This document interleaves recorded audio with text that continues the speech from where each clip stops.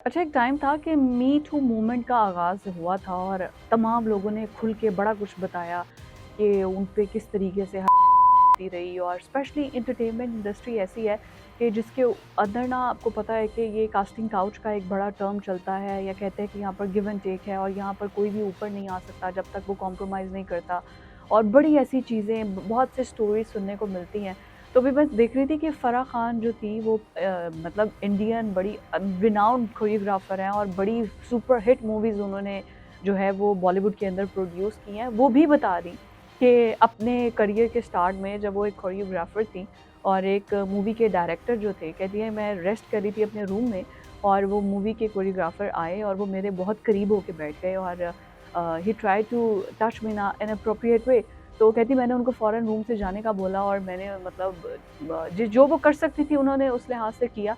तो वो एक इसी तरह ये ट्विंकल खन्ना और काजोल का आई गेस वो शो था जिसमें बैठ के वो अपने बता रही थी कि अपने यंग एज में किस तरीके से वो ये चीज़ें बर्दाश्त करती रही।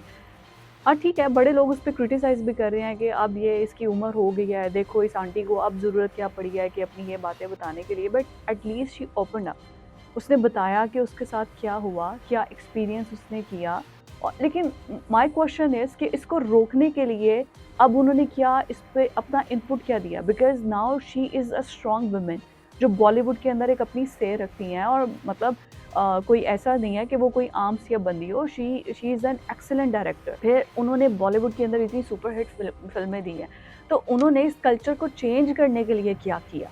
उनसे रियल क्वेश्चन तो ये होना चाहिए कि इतनी स्ट्रॉन्ग वुमेन बैठ के अगर आपस में एक दूसरे को बैकअप कर रही हैं, तो वो एक सक्सेस स्टोरी के बाद जो अपने बाद में आने वाली थी उनको बचाने के लिए उन्होंने क्या किया। लेकिन पूरी की पूरी आवाम जो है ना वो इस बात पे लगी हुई है कि जी इसको क्या ज़रूरत थी। लेकिन उसने I mean this is good दो कि उन्होंने एक चीज़ को ओपन अप किया कि मी टू मूवमेंट के अंदर वो भी आए और उन्होंने, लेकिन उनको डायरेक्टर का नाम लेके सब कुछ बताना चाहिए था। जैसे मैं देख रही थी कि नाना पाटेकर के अगेंस्ट जो है वो एक जो इंडियन एक्ट्रेस थी तनुश्री दत्ता, उन्होंने बड़ा ओपनली बताया है कि कैसे उन्होंने फिर बहुत सी और इंडियन एक्ट्रेसेस हैं जो कि बाकायदा डायरेक्टर्स का नाम ले साजिद नाडियाडवाला पे, उस पे कितने ज़्यादा ऐसे केसेस हैं और बड़ा ओपनली अब जो है वो लड़कियां बताती हैं।